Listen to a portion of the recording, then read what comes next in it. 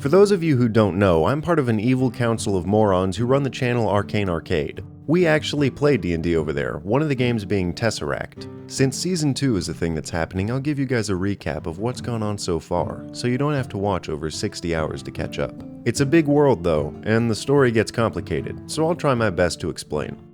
Over 6,000 years ago, 6 divine beings known as the Archons came together and claimed a pair of celestial bodies, known as Brimber and Sormul. Time passed, wars were waged, and cities grew from the era of dust till the rusting ages. Then, 120 years before the game, the skies went red. Demonic creatures fell from the heavens and waged war on life itself. Prayers to the Archon of War, Obrillion, were left unanswered for the first time those days. Eventually, the reign of demons stopped, and the bulk of them were beaten back by nameless heroes. But the destructive force of a worldwide war left a permanent stain, and many of the living demons went into hiding.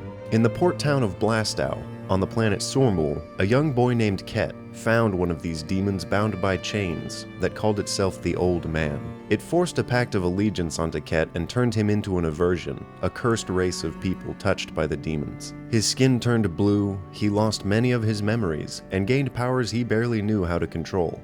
2 years later, his uncle, a shop owner named Mikhail, sent him into the woods to deal with bears. A few other adventurers were hired to join Ket: Abris, a halfling druid from the woods themselves; Altai, an enigmatic woman with an enormous axe; and a turtle, a mystical being of legend named Ollo.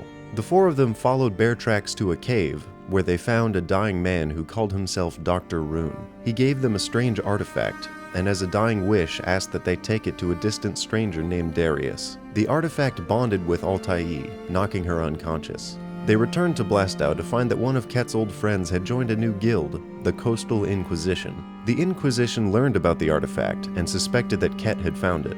His friend asked the group to join the Inquisition, but Ket refused them. They resorted to raiding his home, killing Mikhail in the process. With nothing left to lose, the team set out to find Darius. They boarded the boat of a Tabaxi pirate, setting sail to the west. After a battle with rival pirates, a colossal sea serpent conjured a storm that left them stranded on a strange island. While a stowaway kobold repaired the now beached and broken ship, the party ventured into the island to find a handful of stray demons and a woman trapped by the curse of a dead titan.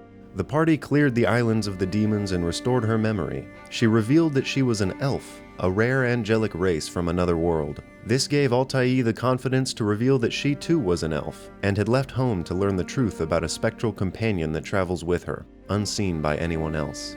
They also entered a ruined temple to Indo, the Archon of Nature, and the artifact bonded with a strange magical well inside.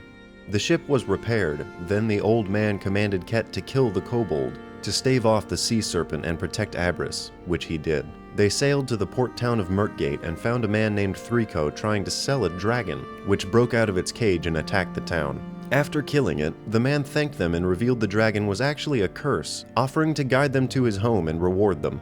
During their travel, an assassin appeared, dead set on killing Altai. He succeeded, but the relic magically rewrote the event, restarting the day and eliminating the assassin. As another aspect of its enigmatic nature, it instead bonded with Abris. Later on their journey, they came across a paladin of the Archons, Conrad, who was sent to look for a hidden city in the area.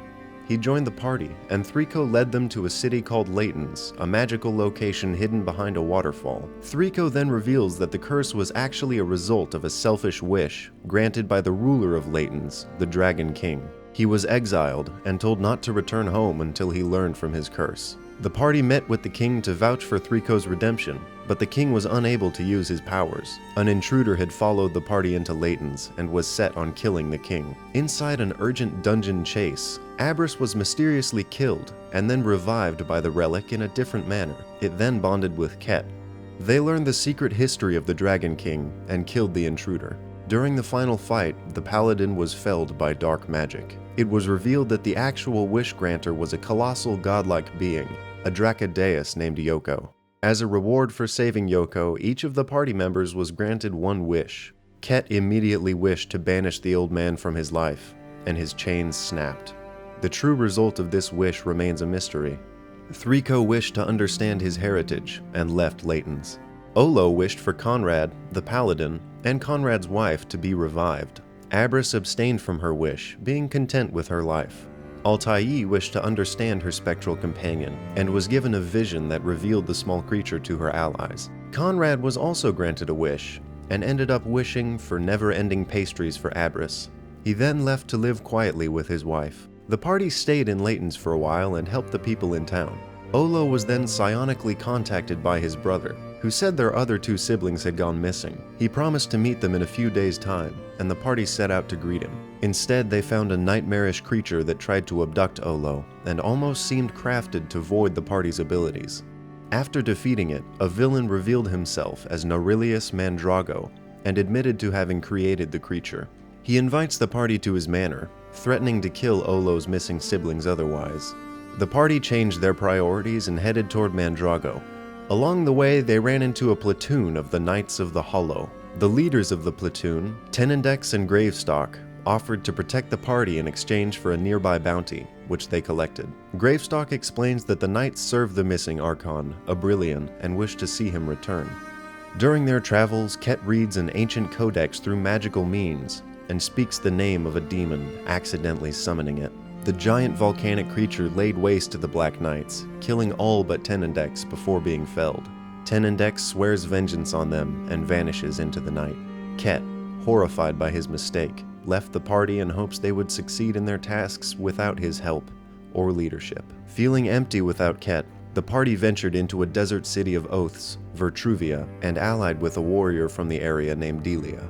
Using divination magic, they learned that Kett was somehow in two locations at once. They tracked him inside the city to find a human man who resembled Kett, but he fled from them. They went into the desert to investigate the other location, and Delia revealed that she was friends with a tame demon, a giant skeletal bird called the Waking One. It led them to its nest, a giant mound of those who had fallen in the desert. Here they found the body of their Kett, his blue skin now colder than before. Delia revealed that she now has the relic, and feels compelled by dreams to visit a nearby dungeon. On the way to the dungeon, the human finds them, revealing that he is the recreation of Kett by the relic. They continue onward to find a hidden temple of Gen, the twin archon of life and death. They see visions of their families, and find another well. When the artifact bonds to it, the Waking One goes into a frenzy and has to be killed by Delia. Once the well is activated, it becomes a magical portal to the Temple of Indo they visited before.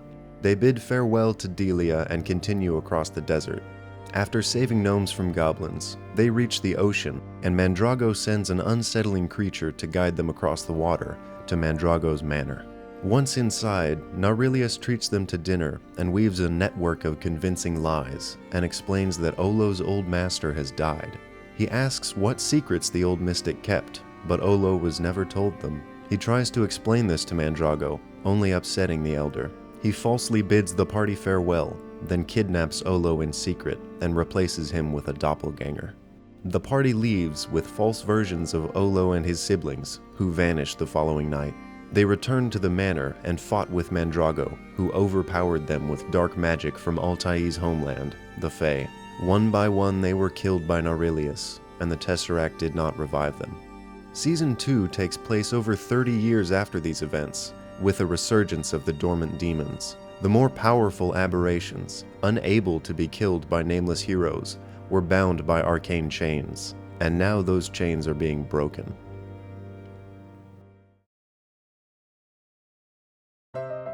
Just what is the Tesseract? Who was Dr. Rune? Who are the new heroes? Who is breaking the chains? Is the old hero's story truly over? Will Logan ever get over his fear of exposition? Find out in Season 2 of Tesseract.